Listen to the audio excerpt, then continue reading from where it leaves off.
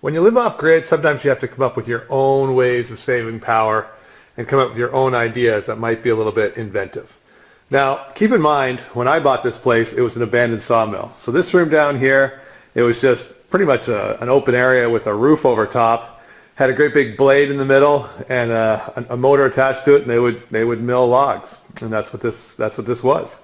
So when I bought it, I wanted to do corporate team building and I wanted to live here, but I didn't really have my entire plan made at the time. So what I did is I built a really large bathroom, which you'll see here. Okay, there's a toilet, there's a sink, and over here there's a wall. But when I built the place initially, that wall wasn't there. Okay, this was going to be one large bathroom downstairs. What I thought I would do is I would make a great big shower in that room, so a shower and a wash stall, so I could bring my bikes in, I could shower in there when I come in really muddy, I could wash the dogs in there, all that sort of thing. But once we started having the weddings and the youth groups and all the other stuff happening here, we realized that I needed more than one bathroom.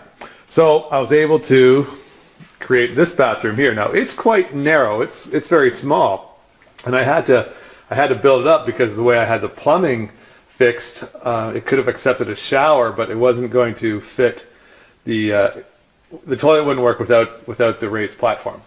Anyway, so I raised the platform, I put the toilet in, and then I got the smallest sink I possibly could, but you can see how that sink still sticks out a fair ways, all right?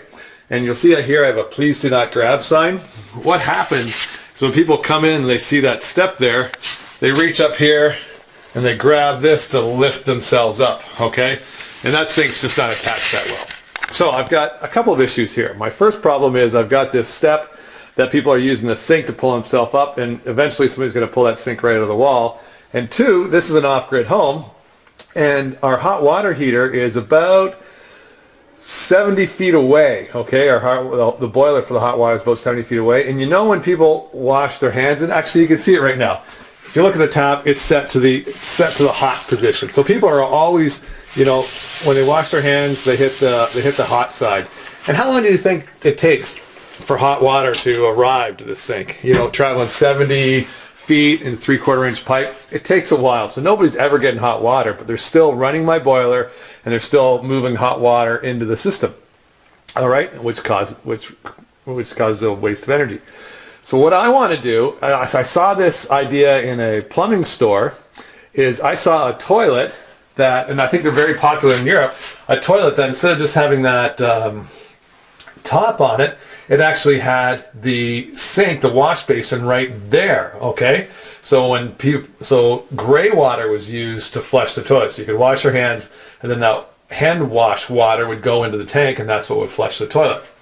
So a toilet like that costs anywhere from $60 to $1,000, but I was thinking, you know what? How hard can it be to make my own? So that's what we're going to do today. Is I'm going to show you how you can turn just a regular toilet, and that's all that is a regular toilet, into a gray water wash basin toilet. All right, so that's the plan for today. I'm going to do it in this little room here, but you can, you're going to be able to do it to any toilet you want. This is the first time I've ever done this, so I'm sure I'm going to find some surprises along the way, which is good for you because I will find the surprises, and then you won't have to make the same mistakes, should I make any, when you go to install your system. All right, let me show you what we need to get started. Okay, so the first thing you need to start a project like this is an understanding of how a toilet works.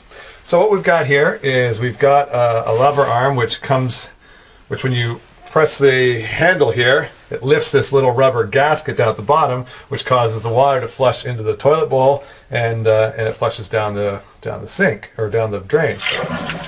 There we go. Toilet is flushed, and then that drops this ball. That drops the ball, which causes this pipe to pour out water. Okay, so that pipe is pouring out the water, and now that is refilling the tank. Once the ball comes all the way up, that'll close the valve and shut off the water. Okay, now I've tried it both ways. Right now the water's just freely flowing, but it can also be plugged into here, and I'm not exactly sure what the difference is. But there we go. And so the ball is up farther now, and the water stopped flowing, and there is water in the basin. All right, so what we want to do is we want to take this water that comes out of here, comes out, and I'll flush it again. We want to take this water that comes out of here, and we want to put that in the sink, okay? And that's what we're going to wash our hands with. We're going to wash our hands with this clean water, then we're going to have the sink drain into this bowl, and that's what will fill the bowl, the basin, or the holding tank, and then we'll flush the toilet with the gray water from washing your hands. Okay, that's it. Let's get started. Okay, let's go over the parts list. So I got this old piece of barn board here, which was just laying around the place when I bought it. So I'm going to use this as the tabletop. And then I've got some 1/4 inch clear tubing here that's going to run from the water supply into this copper pipe here. That copper pipe, that was something that was just left here when I bought the place. This place was actually plumbed for propane lighting, but the guy who plumbed it used the wrong diameter copper, so I couldn't use it anyway. And this is the copper piping that he used, so I'm just going to have the water go up through that, and then it's going to come around and pour into this copper basin that I got off of eBay for, I don't know, 12 bucks or something like that. And then it is going to drain through my sink drain right here, and I've got a little bit of plumber's putty. And I think that is all we should need. But I guess we'll find out as we go. All right, let's see what happens. Okay, so I ended up making a substitution for the wood. What I showed you before was a big piece of lumber that had been left here when I bought the Ark. So it's 14, 15 years old. It's been outside that whole time. Anyway, the problem with that wood is, one, it was kind of thick, and I wasn't sure if that would cause a problem with my drain mechanism. And the other thing is the board was a little bit curved. So I was able to find this piece of cedar laying around, and so I'm going to use that. And what I like about this too is I need a 10-inch board, and this just happened to be 10 inches, so it's perfect. What I want to do is make a rounded edge here. So I just thought I would round it with the router first. And in the off-grid realities and practices course, I talked about how I'm able to use a router that uses a lot of power living off grid. Okay, so let me just run this through really quick, and I'll show you the final product.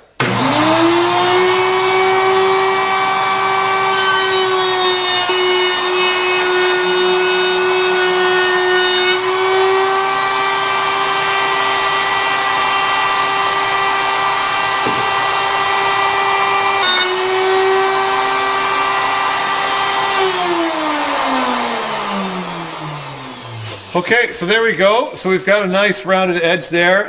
It's got a little bit of a lip on it, but I'll just take some sandpaper to that, sand that down. I'll sand the edge, and I'll sand the top, and then we'll be ready to go.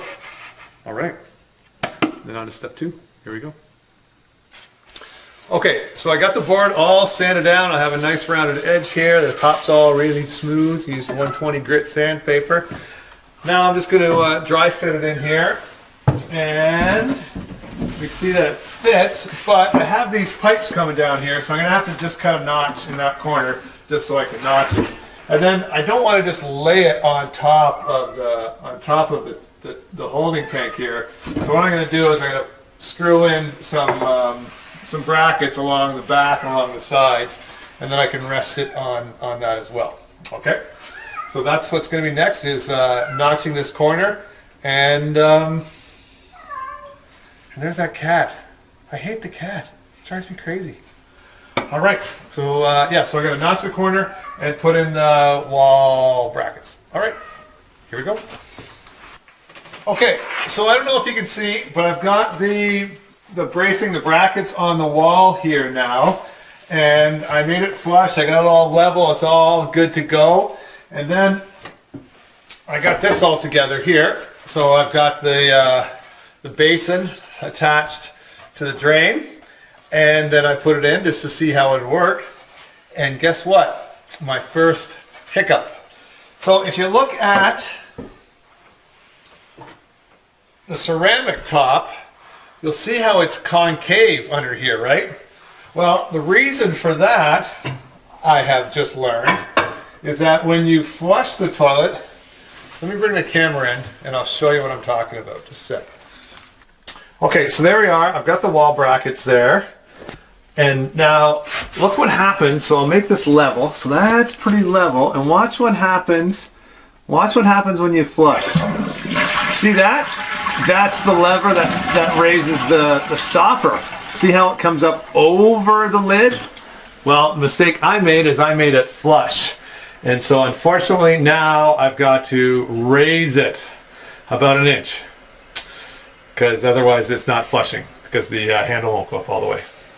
Okay, I'll show you how I'm going to fix that in a second. Alright, so what I did was I just built a lip out of the same cedar, a different piece of cedar, all the way around, and just to make it kind of pretty, I routed the bottom edge of this lip here. And then let's see what happens. So then we'll just put it down here like this.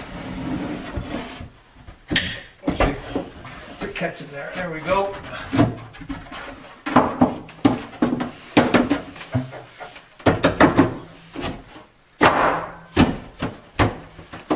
And there we go. It's in place. And let's see if it flushes. Yep, went up all the way. Came down all the way, and it's flushing just fine. All right, so now we've got the platform there, we've got the bowl, we've got it draining. Now we just need to add the water, and we're good to go. All right, let's do that now, eh? Cool. Okay, so here we go. It's actually, it's finished. So it was pretty easy. All I did was just, I drilled a hole. I'll get the camera and I'll bring it closer so you can see. Alright, so here we are. So there is the copper pipe. It's kind of slanted going into the bowl. And then I got the tubing, just heated it up a bit, and I was able to attach the tubing onto the end of the pipe.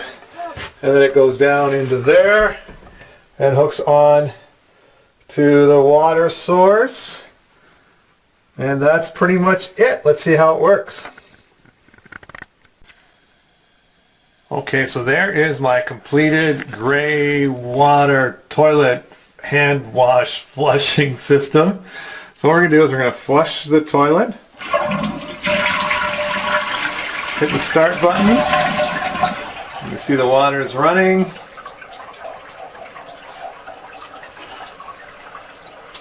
We're at 10 seconds. 12,